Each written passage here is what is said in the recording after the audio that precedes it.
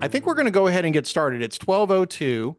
So I'm going to start the go live on LinkedIn, and I'm just going to quickly say hi to all those folks. So for those of you joining us on LinkedIn, welcome to have you. Super excited to have you here joining us in the live stream. For those of you that have been joining us via the Zoom link for a while, in case you didn't know that you can join us also on LinkedIn Live now. We've been doing that for 2 or 3 months. But we always love to have everybody in the Zoom as well because it's easy to see everybody's faces and those kinds of things. And before I get too far into it, I'm really excited just to share with you guys that we kicked off this crazy experiment 3 years ago in November. So this is actually our third-year anniversary of doing these Demand Gen Jam sessions. And really appreciate all of you guys that have been attending over the years. And even if this is your very first time, thank you for joining us. We're excited that you're here today. We've got a really important topic. And again, we have an agenda. Andrea, if you don't mind dropping the agenda in there, we'll follow along with that today. But we always like to save this topic for around October, November, and that's go-to-market planning. I know that everybody that's watching today, you're probably very focused on how do I end out my year? How do I accomplish everything that I wanted to accomplish in building out my 2024 go-to-market plan? So you've got all those plates that you're spinning right now, but you also have, oh, by the way, you got to figure out what we're going to do in 2025. And so we're here to help. We've got some resources. We've got some things to help you think about in terms of just building a really rock solid plan for 2025. So if you don't mind, just follow along in the agenda. And I'm just going to quickly go around and introduce the folks that are here on the Vendy side. You guys know my co-host, Ryan Miller. You want to say hi, Ryan? Yeah. Hey guys, I just want to drop into this is sort of it's an exciting time for planning. It's also can be frustrating, it can be overwhelming, and just know that we're here to help you. I've been probably part of 100 different planning sessions internally, externally, on both brand side, agency side, and just excited to share some stuff with you today. And also just want to encourage you guys if you have questions, want to jump in, we want to go down those paths as well too. So very excited to be here today. Yeah, absolutely. I mean, this is a great time to get your questions answered. So even as we're going through the information, and Ryan's going to be driving the conversation primarily today, don't hesitate to jump in, ask questions. We'll be happy to answer them. We're here for you. And to help manage that whole process, we have Andrea Talamontes, who's been our moderator for a long time. You want to say hi, Andrea? Hey everyone. Yeah, as Ryan and Paul said, if you have any questions today, just drop them in the chat and we'll do our best to get them answered. Or if you just want to bounce ideas off each other, that's a good place to do that too. Awesome. So, if you guys have been to these before, we always like to plant a few little questions to get the brains going. So I'm really curious about all this, and I try to ask as many people as possible. But like right now, where are you in the planning phase? So if you go over to chat and just say, okay, I've haven't started, or finished, right? As far as your 2025 plans, love to kind of get everybody to see where everybody's at. If you haven't started, don't worry, you're not alone. But it's just great to see where everybody's at. So that's the first question.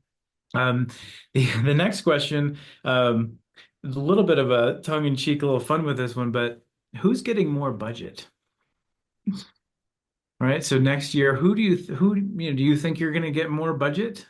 So really, that's a little bit of a nod to the answer is probably not. But the other thing that comes out of that is you're probably going to be asked to do even more, or you're going to be tasking your team to do even more. So one of the themes for 2025 we're seeing across the board is doing more with less. And that's some of the construct of what we're going to kind of go in today and how to frame that up. So if you are getting more budget, let us know. I'd love to talk.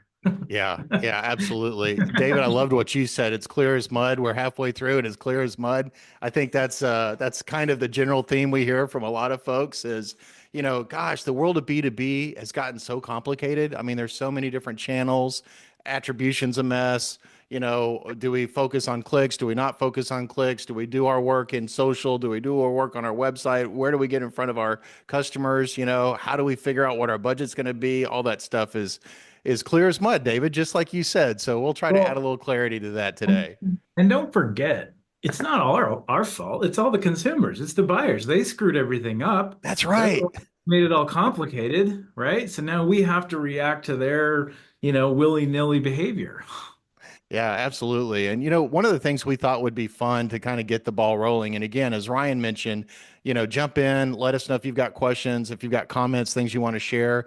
Just chat that into Andrea, and we'll get you on to get your questions answered. But there's some real common questions that we get every single time, just about when we talk to B2B companies and CMOs or heads of marketing that are thinking about their planning. And we thought we'd just cover those right out of the bait, or right out of the gate, rather. And the first one here, you can see it right there on your agenda. And Ryan, I'm going to throw this at you. It's kind of a fastball, but it's probably the number one question we always get, and that's how do we determine budget and how do we allocate budget when we're doing our Mhm. planning?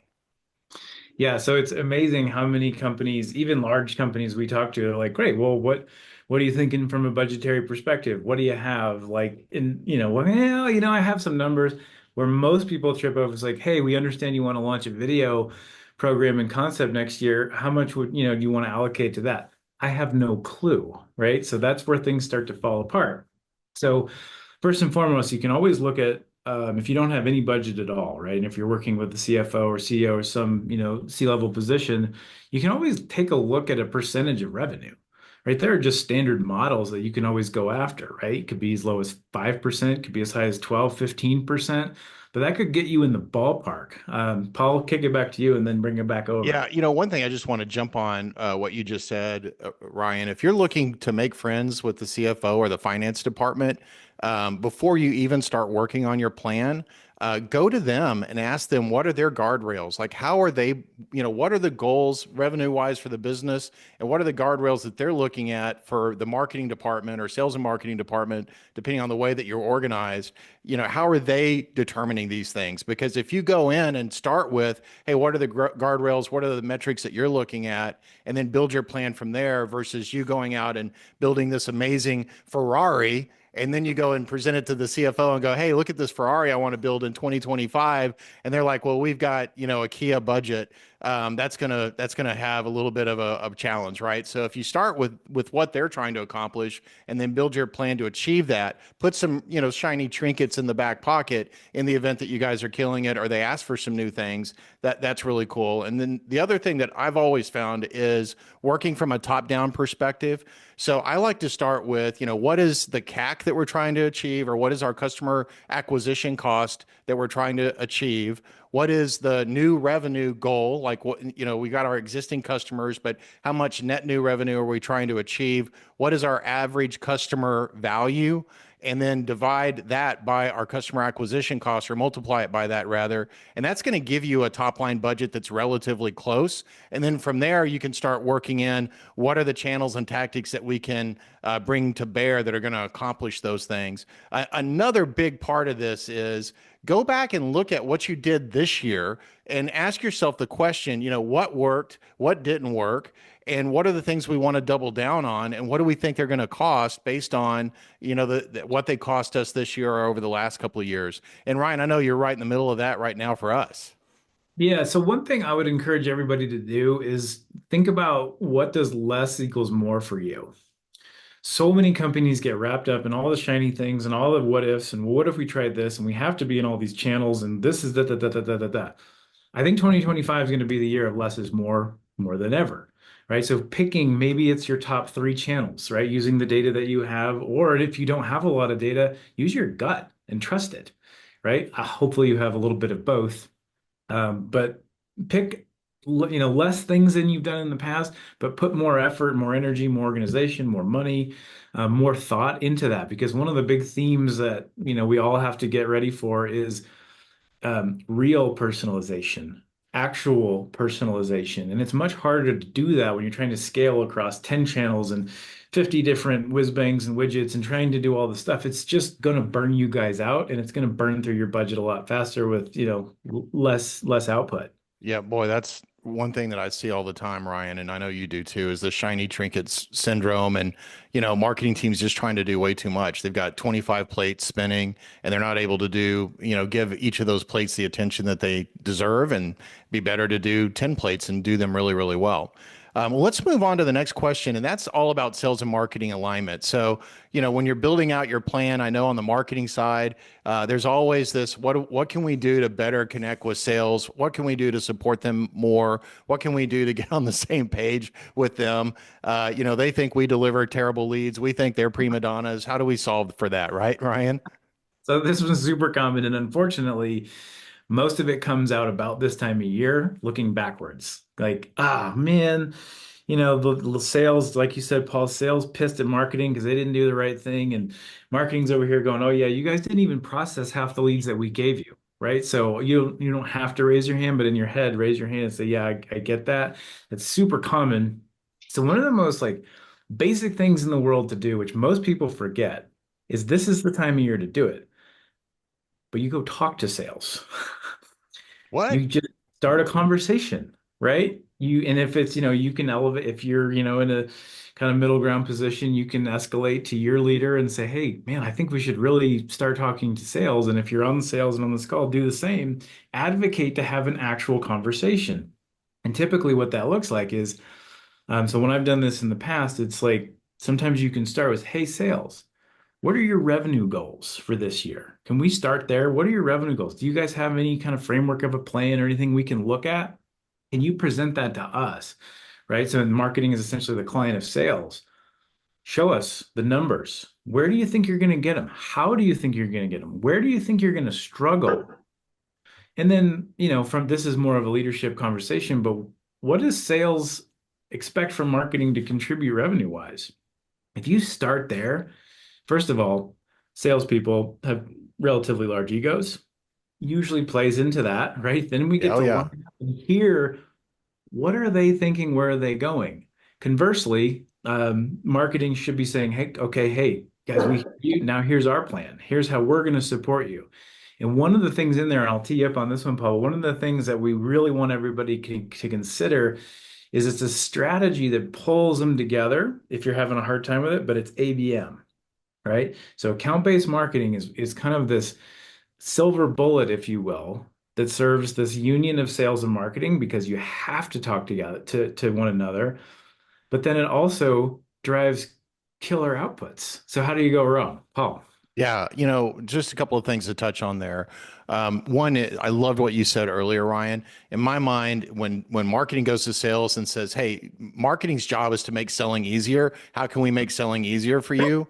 It's a great place to start. And then, I feel in so many ways attribution has been hard because attribution has been hard on these departmental silos because, a lot of things that we can measure aren't actually the things that we should measure and be held accountable for. And it gets us in this, marketing's generating the MQLs, but sales isn't hitting their revenue numbers. And so one of the things I'd hugely recommend is trying to get on the same measuring stick, which should be pipeline and sourced revenue. That's going to really kind of get alignment. And then when you've got account-based marketing in play, and it doesn't have to be sophisticated and expensive account-based marketing, like the most basic of let's have a target account list of 1,000 accounts or whatever the right number is for your business. Let's tier them into 3 tiers and let's work with sales on the top tier accounts and understand how can we support them in those accounts they're going after, and then how can we support them where we take more of the burden, if you will, on those tier 2 and tier 3 accounts. But we're all now working on these same accounts. It even makes measurement so much easier because you've created a cohort that says these are the logos that matter. And then we can go back and say, "Hey, we did these activities. Are we seeing our meeting rates improve? Are we seeing our closing rates improve? Are these guys rolling into pipeline?" Those things really help a lot. And hey, Ryan, I know we got a lot to cover today, but let's quickly talk about this third question, which is just optimizing for higher quality leads. Okay, let's start with targets. Just better targets, right? So it kind of ties right back into ABM, but like challenge yourself. If you think you know who your target audience is, challenge yourself. Go deeper, test that, go see what are some of your best clients. Do they actually line up to what you believe you're going after in the market? Starting there. One that we will kind of get into a little bit more later are benchmarks, right? So trying to make sure that you understand what has happened historically with certain types of leads, right? Being able to understand, well, this group of clients is really, really good. Kind of here's how they came through. Here's some of the benchmarks that you can look at that so that you know that you're on track to be able to do that. The other big one too is just coming back to treating everyone like a human. I know it's hard. But when you are who you are as a brand and you're going after individuals who you know are people who would be interested in your brand, the connection is so much stronger, right? So the value that's going to come from that relationship, you'll see it in shorter sales cycles. You're going to see it in higher contract values.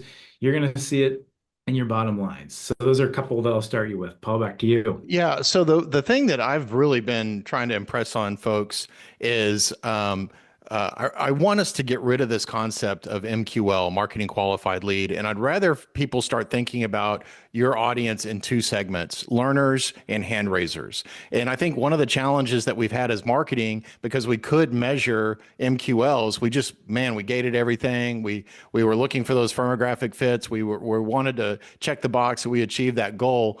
And what happens is we try to treat learners like they're SQLs. And so if we can kind of get away from that concept of MQL and focus on, hey, we've got learners and we want to satisfy all the things that they need and understand where they are in the journey and give them the information that they need to make informed decisions, and then optimize for hand raisers or SQLs. And you build everything in your business around making it super easy for, number one, learners to get all the information that they need with as less friction as possible. But number two, that we optimize the user experience so that when they are ready to become hand raisers, it's super easy and super efficient. And if we do those things, tied back to what you said, Ryan, with just better targeting, better segmenting, then we're definitely going to generate way more qualified leads. And quite frankly, think about how efficient your sales reps are going to be when all they're doing is dealing with hand raisers. They're not having to call through the 1,000 MQLs that you generated last quarter that have no interest in talking to them right now. So right now, right here in this very moment, we're doing just that. We're treating you like everybody on this call, everybody who's listening, we're treating you all like learners. You know what we're not going to do is beat you over the head with a sales message or some bottom of the funnel message that says, hey, you need to, buy whatever it is that we're selling today. That's what we want you guys to take away from this too. You're all learners, and Paul and I, and just about everybody on the Vendy team, we love to teach. We want to grow a community of better marketers, right? Because there's a lot of crappy marketing out there. So that's it. That's this. This is it right here. So you're all learners, right? And if you get down the road and you start finding some bumps or some opportunities, you're a hand raiser, and we're here to serve. But just think about this very moment and how do you do that at scale, whether you're a $100 billion company or a startup? What does that look like for you? I know it can be a little bit scary because MQLs are something we can measure. And what we're suggesting is don't measure that as much and focus on just building this big fat bench of learners and making it very easy by pointing them in the right direction on how they can get more help when they're ready. And so let's go ahead, Ryan, and move on to the next part. If you're following along in the agenda, there's actually a link under general where it says download crafting your 2025 go-to-market plan or guide rather. So there is a resource that you can download. You don't necessarily need it right now. It might be good to follow along. Ryan's about to share his screen and go through some slides, but this is a playbook or a guide rather that you can use even after today to just kind of walk through and think about some really important things that are going to matter in building out a successful 2025 go-to-market. So be sure to download that either now or a little bit later on. That's fine. And then Ryan, if you're ready, let's go ahead and share your screen, It's and coming. and then we'll go through some things that are tightly coupled with the playbook, but you might want to follow along with the screen share that Ryan's doing, because it may make more sense when you do that. Yeah, and again, guys, we don't want to just bore you to death with a bunch of slides. We think they're pretty good, but we're biased. So if you have anything, jump in, or Andrea can stop us. And if we don't make it to the end, that's totally fine. So Paul and I got to do this live. It was a lot of fun, but ultimately we asked everybody, how do you define go-to-market, right? And go-to-market, actually, it's a relatively newer concept, but parts of it have been around for a long time. So of course, there's iterations and things like that. So if you have one in your head, awesome, but we'll just give you what we think it is right now. So it's your strategic plan to deliver qualified pipeline, build trust, and ease the selling process. That's it, right? It's that. What we want you to just remember is that however you really want to define it, that's fine, but just everything that you do should be tied back to supporting this notion, right? Okay, so this was a lot of fun. It's a lot of information, but we want to go through this. I'll build it out here one at a time. But back to some of the questions that we talked about, we also have heard a lot of the same challenges. These are a little bit more involved, but we want to walk you through these a little bit. And again, you have the materials, you have everything to go back to it. But revenue uncertainty. So most of you are probably thinking some variation of what's on here, but ultimately it's forecasting. How are we going to grow? Where are we going to grow? When are we going to grow? A lot of this is being able to answer CFO type questions. If you can address this, you're doing great. If you don't know what this is and you don't know how to address it, here's a simple strategic thought at the bottom, right? So think about implementing this ICP or ideal customer profile kind of full funnel campaign, right? So the beauty of that is you're creating this structure that allows you to see people moving through your funnels. It allows you to get better conversion rate data, allows you to get better flow data. I mean, so we're building the 2025 plan for Vendi as we speak. So if we were to answer our own question, we're in the middle of our process. We're using all of that conversion data from our funnels to figure out what can we predict and plan for next year. Strategic misalignment. That's such an ambiguous statement, right? Could be anything. But a lot of this, and again, these are just things we hear all the time, guys. We're not even making this stuff up. No ChatGPTs involved. It's this fragmented processes, it's fragmented pieces. Actually, one of our huge themes and a tease into some stuff for the future from Bendy is just being able to connect the dots, right? Connect the dots and then bringing home, messaging that's cohesive throughout. You guys all know it. We're all guilty of it. This thing says that, that says this says this. What's a buyer supposed to think? Right? So align, really, it's coming back to goals, like high level KPIs, high level goals, get everybody to buy in on them. That helps bring everything back together and connect those dots.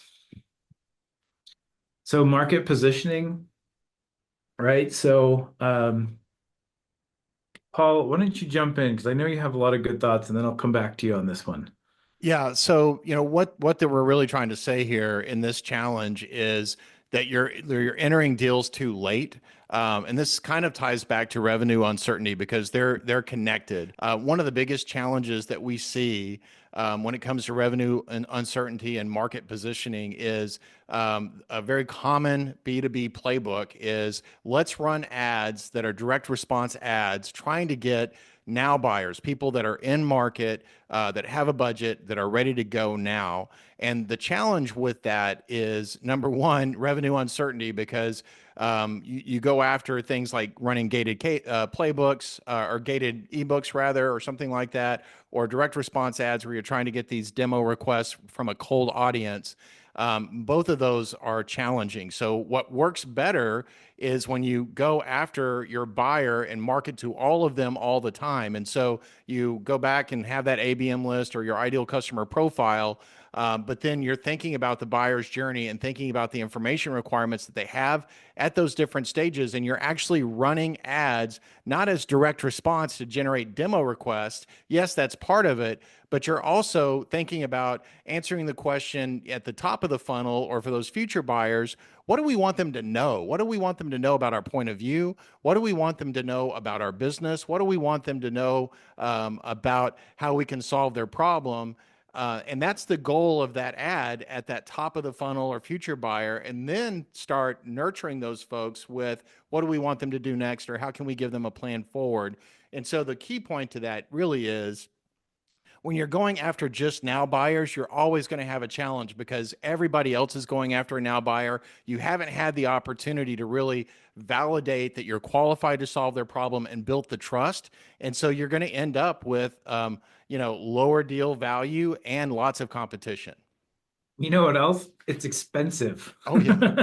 It's super expensive when you come in late. Yeah, so many of our deals, like 40% of the new clients that we sign up come directly through LinkedIn. And they actually will DM Ryan or DM me or email us. They don't ever fill out a form on our website. And the reason I'm even telling you that is they would never show up on our competitors' radar of even being in market because they're not even talking to our competition. They have so much trust in us because of all the work that we're doing from a full funnel perspective or buyer journey perspective that they just reach out to us when they're ready to go. And that's what we mean by market positioning. We're catching them before they become now buyers. This is a good one. Last point, the hardest pill to swallow on that point you just said, Paul. Several of those deals have been in our ecosystem for over 2 years. In 2 years, right? We know that B2B buying cycles are long, but they didn't even have a hand to raise before that, right? So 2 years of consistently, being there for them and adding value. And then when they're ready, we're here. Okay.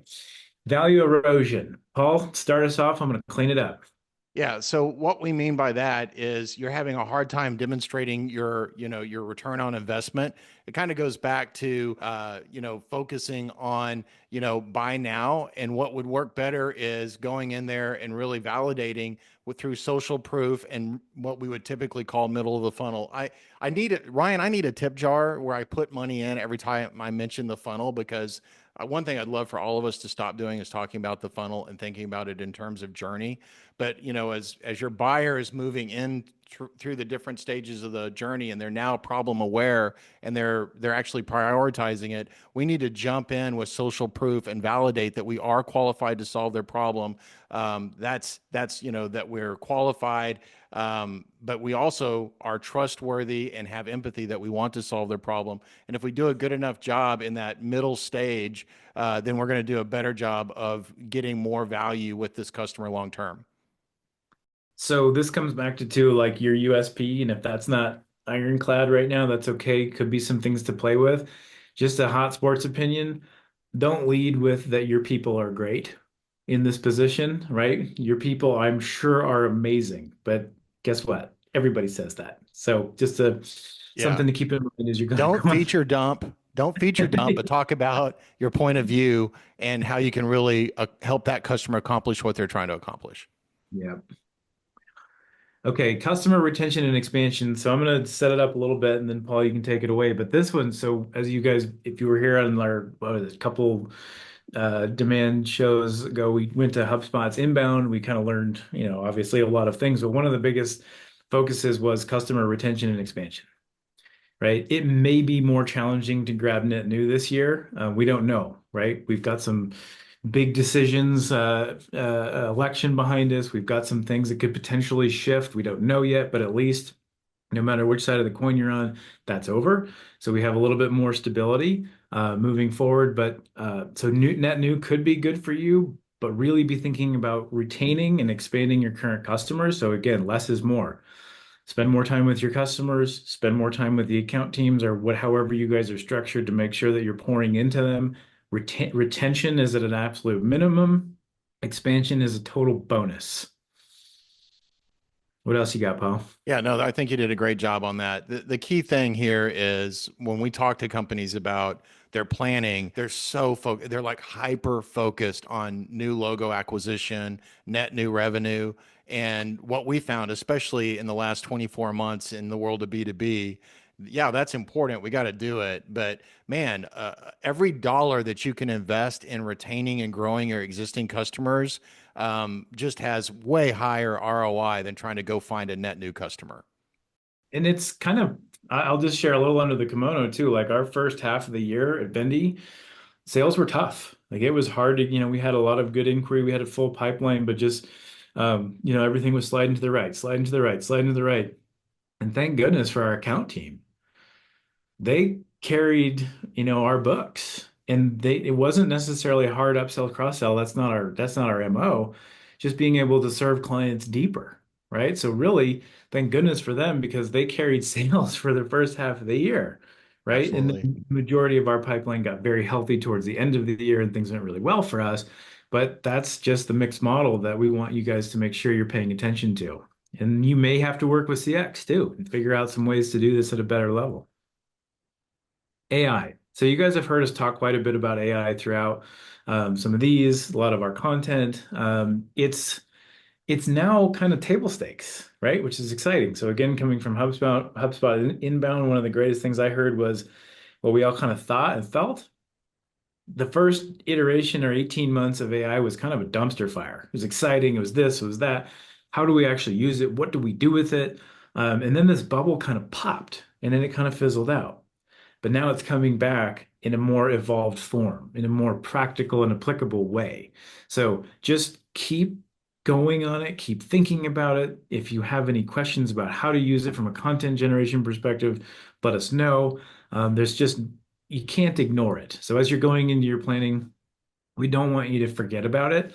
Um, so just make sure that you've got some sort of AI-driven integration plans, governance, something that can help you guys scale your teams. Because again, you're going to be asked to do more with less, and AI is a great way to do that. Yeah, one thing I just added that, Ryan, is what we're still seeing, 2 years in. I think we're at the 2 year anniversary of ChatGPT coming out. Is most B2B companies are still working in at an individual level, kind of in silos. And in 2025, as you're thinking about your plan, now is the time to institutionalize your AI. And so it's not just, Ryan's over there working with Claude and I'm over here working with ChatGPT. We need to come up with a way to institutionalize and get value at an enterprise level with AI.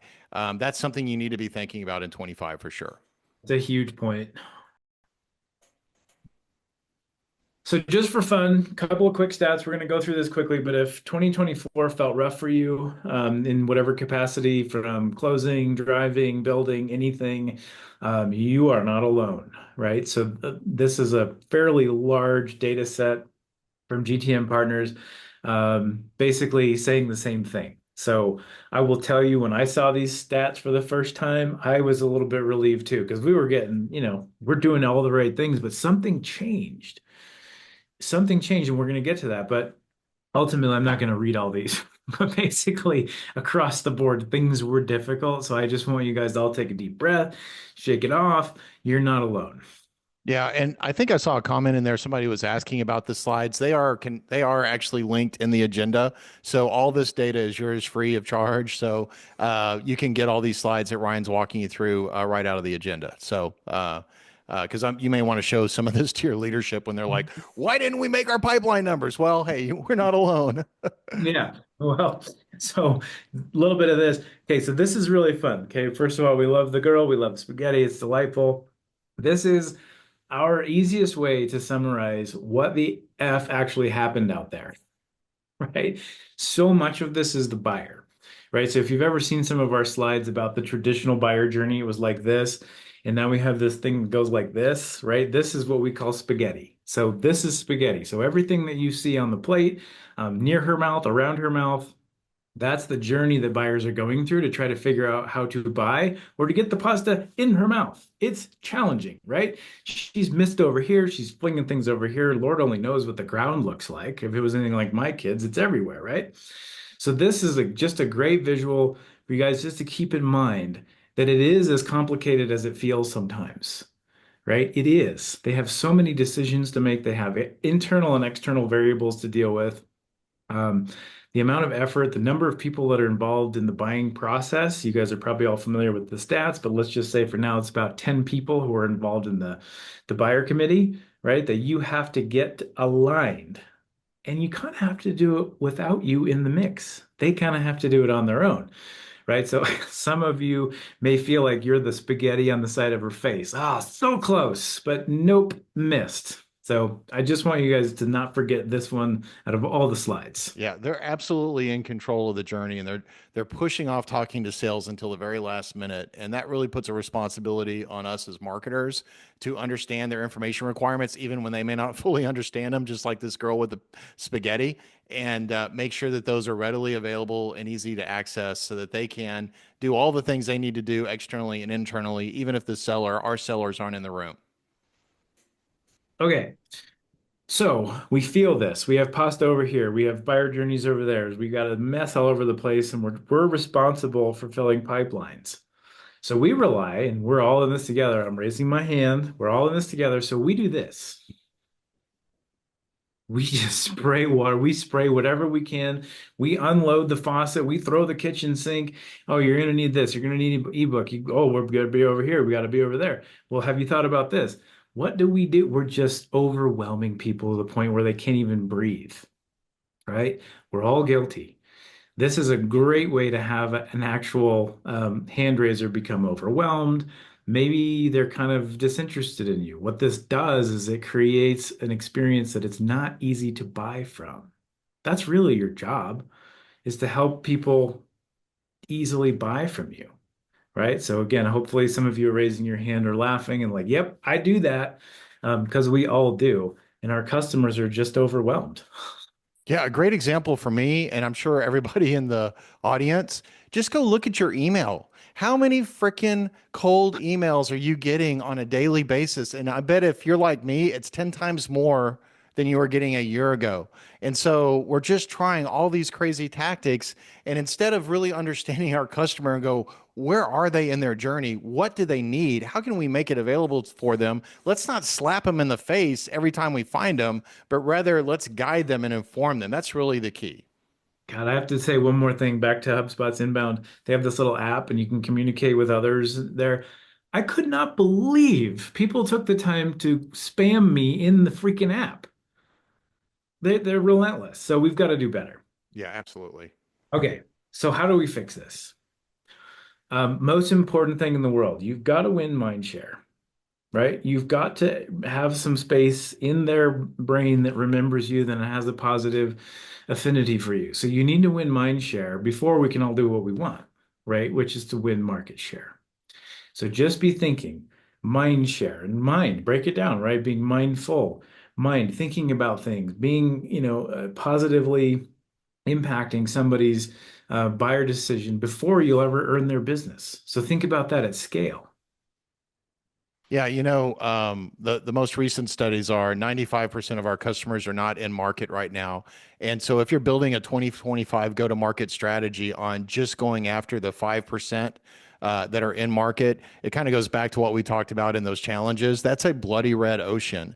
What we need to do is market to all of our customers all the time with the goal of getting them to file you away in their little mental filing cabinet that says, oh, when I have this problem or this need, I'm going to think of this company because I've seen some information just passively while I'm out there passively learning. They seem smart. They seem to understand me. They seem to get my problem. I'm going to reach out to them. If you'll spend a good amount of your resources and build your strategy about going after those future buyers with the goal of finding a way into that mental filing cabinet, you're going to win way over your competition in 25.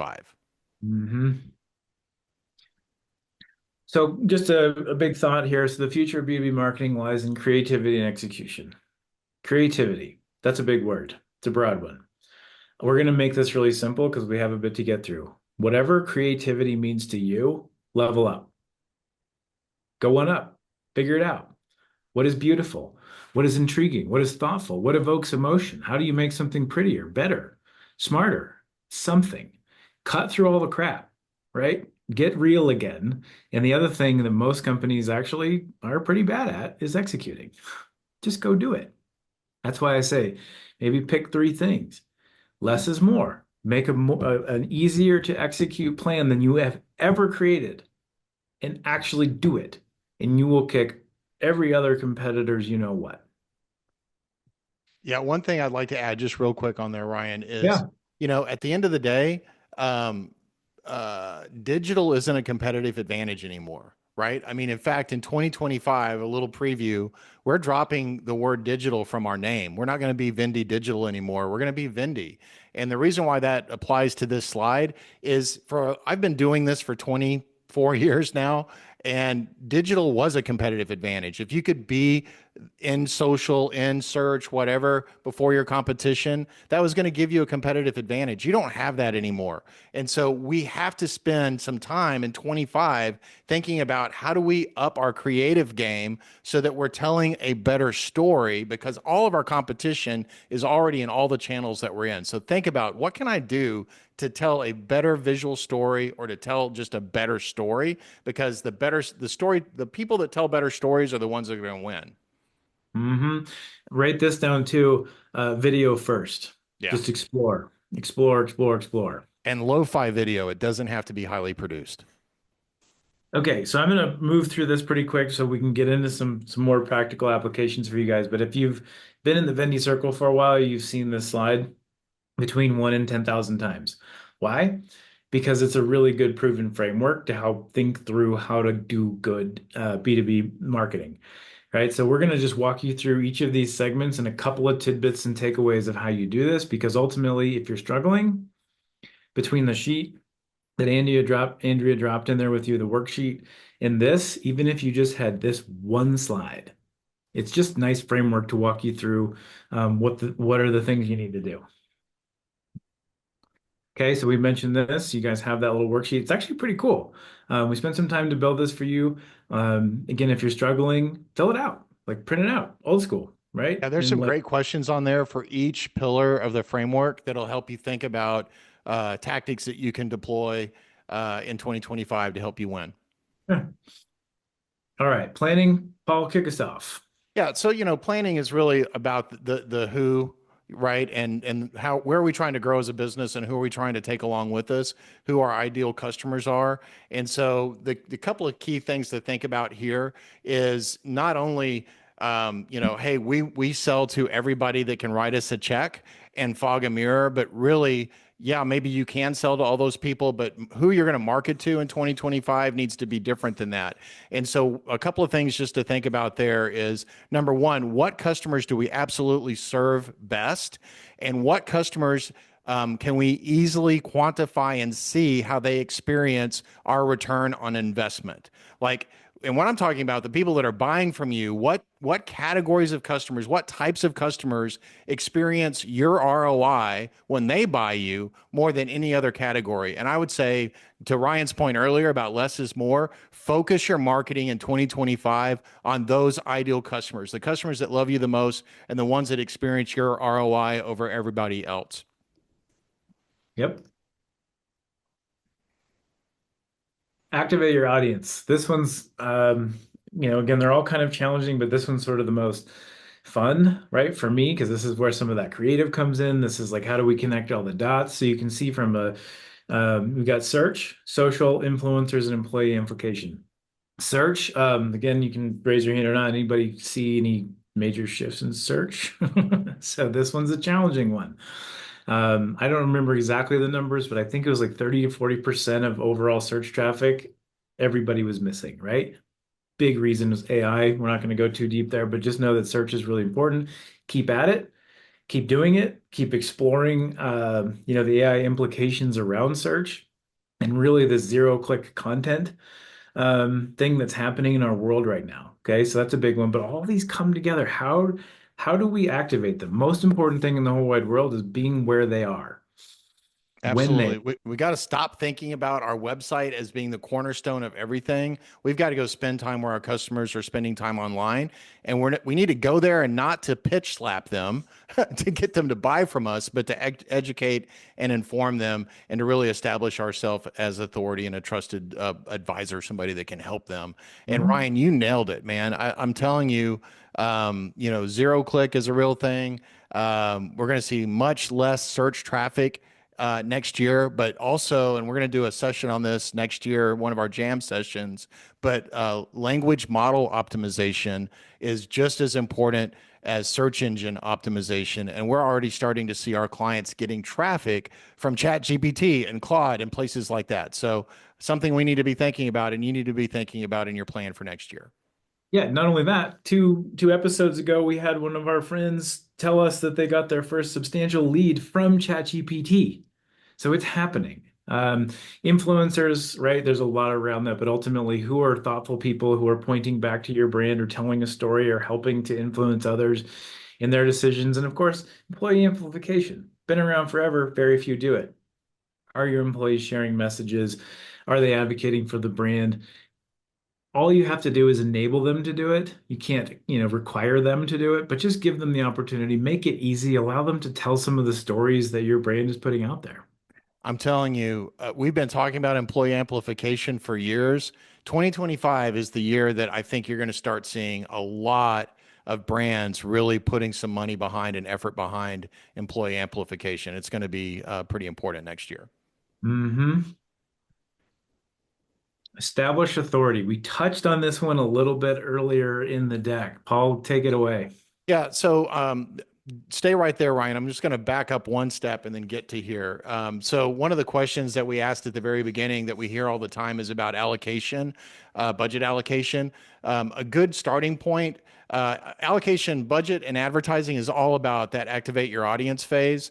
You should spend roughly 60% of your budget on, top of the funnel or future buyer activities, people that are problem aware or maybe not even problem aware, and then 40% of your budget in getting them to convert by, engaging with events or scheduling demos and things like that. And the reason why we do that in the activate your audience phase is ultimately we've got to drive them to your website. So it's not like your website isn't important anymore. We activate our audience to get out there and be in the conversation with them, but ultimately we want them to come to our website. This is the best place where we can show them that we are qualified to solve the problem that they have, that we have a plan forward. We've got a real easy way for us to make that problem go away for them. But we have that empathy that I talked about earlier, that we want to solve that problem for them. And so there's a few things we need to do. We need to have a content marketing plan that isn't centered around key phrases, right? Ryan, you talked about that earlier. Search traffic's going away. So let's not, or it's going down in a big way. So let's not build our content strategy just on key phrases. Let's build our content strategy on what questions do our customers actually have, and how can we answer those questions for them, and then how can we validate through social proof and things like that we have solved this problem before and that we are qualified to solve the problem. And then the last one there is community. I mean, what we're doing here with our demand gen jam sessions and with our communities that we have, with our community, the jammers community that we have, it's all about just being in constant contact with our customers so that we can establish authority with them. So one question that you might, or one tactic that you might think about in 2025 is, what can we do to build community or lean into community to really establish a long-term relationship with people that aren't necessarily in market yet, but are our ideal customer? Paul, I got to speed us up a little bit. Yep. So one of the things we didn't really get to earlier, but actually this whole series, we're super proud to have Navu as a sponsor. So they've partnered with us to help kind of tell this story throughout the B2B marketing ecosystem. And I just want to give you a brief overview. So Navu, and I know there's actually a couple of Navu customers in here today, but Navu is a really interesting platform that allows you to get some pretty granular detail on the back end of your journey. So what's going on? So it gives you who's visiting, and if they're not known, right, they're still going to identify this person, kind of where they're coming from. But it gives you a really detailed look at what they're consuming, the level of detail. Now, there's other platforms and tools out there, but the level of detail goes just a step deeper. We can actually go look at what specific ad variation they came in, or what channel source they came in, what was their scroll depth on the page, what did they do after that. But the most important thing is it assigns these values and these triggers to each contact, right? So here's a quick little demo, right? So it not a demo, but an example. So what it is it's these little cards that pop up based on someone's user journey or triggers. Now, truth be told, I actually got Navu for Vendi because we have a really bad content problem, meaning we have like thousands and thousands and thousands of pieces of content, but they're not organized very well. So Navu, based on your signals, based on your triggers, will actually serve you specific content cards that are very beautiful and easy to read, that'll actually bring it right to them, right? And if you read one, the next time you come back, it shows you a different one. It's very passive, it's very easy, but again, it's intent based. On the back end, I can see which cards you consumed. I can see what you did, and you can see here, this is a very like robust contact. Look at all these triggers, these things that we've noted, right? They're engaging with chatbots. We know that they're in their CRM, they're lead, they're high value, they're all these things that we can now kind of go back and see what's the story, what's the narrative, how do we serve them better? And this is actually really coming back to serving them better content based on what they're looking for. And it's very, you can get rid of it, you can engage with it. It'll actually have videos that are going on. So there's a lot of things going on, but huge shout out to Navu. We're starting to integrate them through more and more of our client portfolio to help reveal more information. It starts to build a really nice attribution model as well. So just a quick little blurb on that. But this is also how we're establishing some of our authority.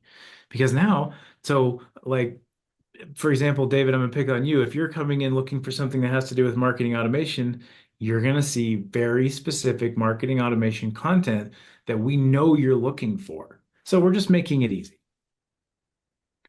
Okay, so nurturing relationships, right? This is where sales and marketing come together. This is where it becomes, challenge. This is where a lot of things fall apart. But ultimately, making sure that you're getting those hand raisers taken care of, making sure that you're working with them to figure out exactly what you need or exactly what they need. How do you solve those problems? Bringing in all the things we talked about earlier about establishing authority. Can you solve a problem? Do they believe in you? Paul always gets a smile when I ask prospects that. Like, do you believe?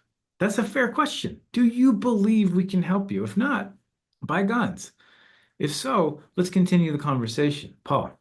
Yeah, the only thing I'd say there for the sake of time, because we do want to be good stewards of everybody's time, is, at the end of the day, people are going to come to your website and they're going to leave.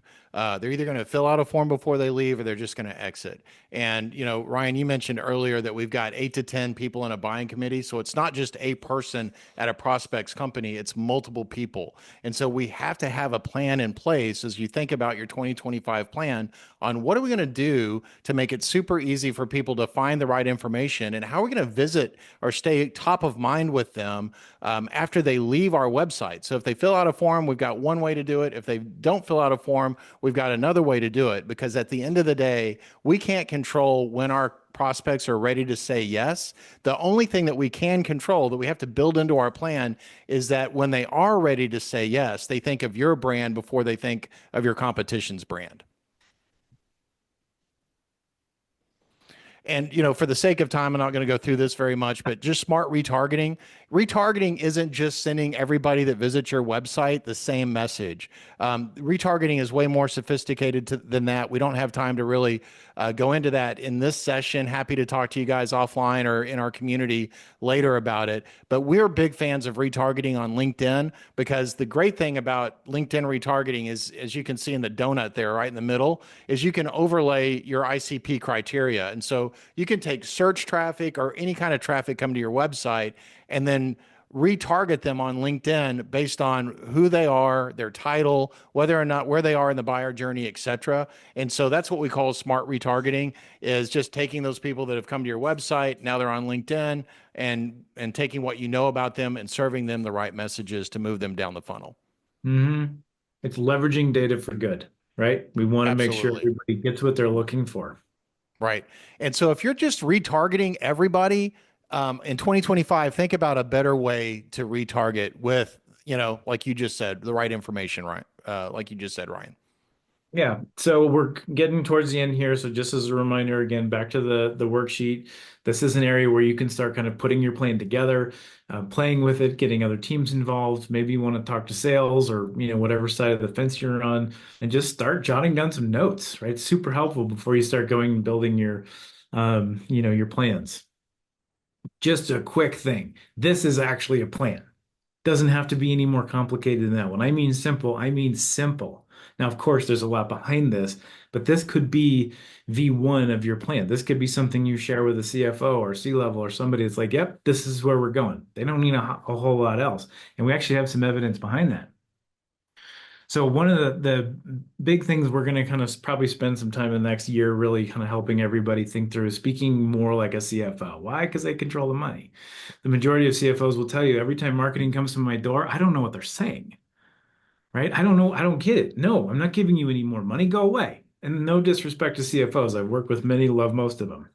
But here's something to put in your thing, right? Avoiding marketing speak, which is kind of like what we grew up with, but financial terms are much better.